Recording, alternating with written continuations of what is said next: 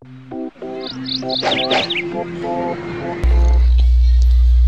Ferris wheel, also known as an observation wheel or big wheel, is a non-building structure consisting of an upright rotating wheel with passenger gondolas attached to the rim.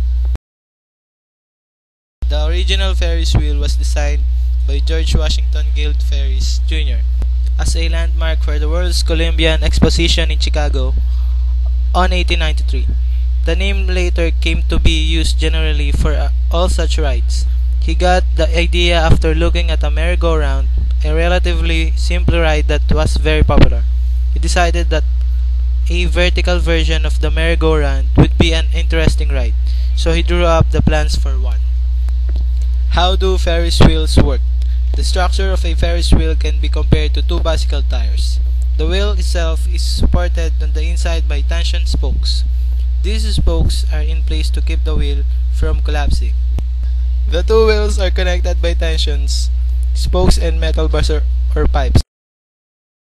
The seats of the wheels are positioned on the connecting pipes and are hung so that they swing freely. Gravity keeps the seats from going upside down. Motors that are connected to or near the wheels keep the wheel in motion.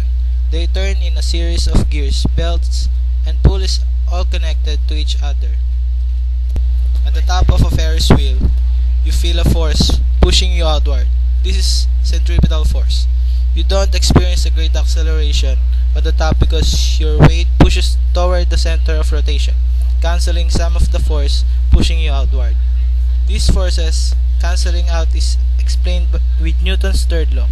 For every action, there is an equal and opposite reaction. Centripetal acceleration is negative, so apparent weight is less than the normal weight. When you reach the bottom of the Ferris wheel, the ride becomes a little more exciting due to the fact that both those forces, rotating and weight, combine to result in a greater acceleration. Centripetal acceleration is positive, so the apparent weight is more than the normal weight. At the sides of the wheel, the centripetal acceleration is perpendicular to the normal force, and therefore weight is still normal. The force that pushes you outward can be increased by two ways: by making the radius of the wheel smaller, or by increasing the speed of circular motion.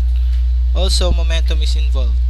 With more velocity or mass, the harder it will be to change the momentum of an object. This is called conservation of momentum.